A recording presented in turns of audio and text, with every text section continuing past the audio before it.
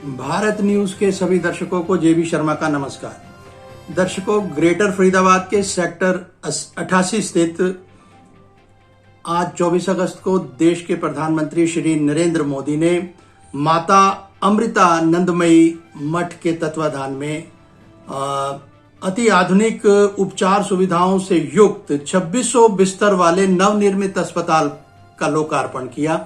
इस भव्य जो आज भव्य ये आयोजन हुआ, इसकी आप रिपोर्ट देखेंगे और मैं आपको थोड़ी सी जो मिली जानकारी है इस अस्पताल के संबंध में वो बता दूं कि ये न केवल भारत का अपितु एशिया का सबसे जो है बड़ा अस्पताल है, 2600 बेड का। इसको एक अंग्रेजी का फ्रेज है जिसे कहते हैं कि स्टेट ऑफ आर्ट हॉस्पिटल, जिसके मायने हैं अत्याधुनिक जो उपचार जो उपकरण है वो तो है ही है इस अस्पताल में। साफ सफाई शुचि के लिहाज से भी आपको एक यहाँ पर एक ऐसा एटमॉस्फेयर मिलेगा, ऐसा एक माहौल मिलेगा जो कि अध्यात्म की तरफ भी आपको आकर्षित करेगा।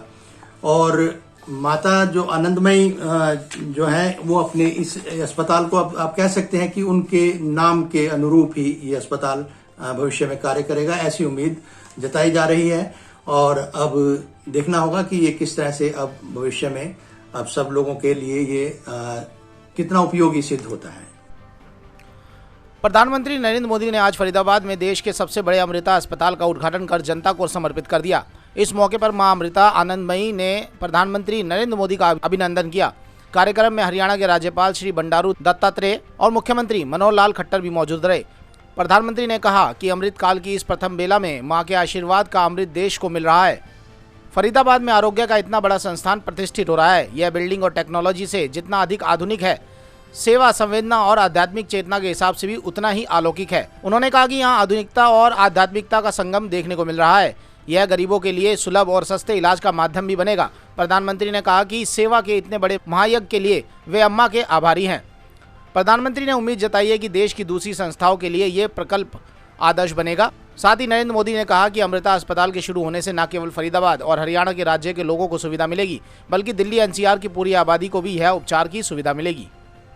हरियाणा आज देश के उन अग्रणी राज्यों में है जहां घर घर पाइप से पानी की सुविधा से जुड़ चुका है। इसी तरह बेटी बचाओ बेटी पढ़ाओ में भी हरियाणा के लोगों ने बेहतरीन काम किया।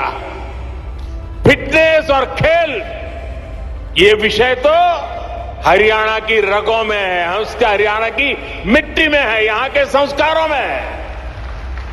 और तभी तो यहां के युवा खेल के मैदान में तिरंगे की शान बढ़ा रहे हैं। इसी गति से हमें देश के दूसरे राज्यों में भी कम समय में बड़े परिणाम हासिल कर रहे हैं। हमारे सामाजिक संगठन इसमें बहुत बड़ा योगदान दे सकते हैं।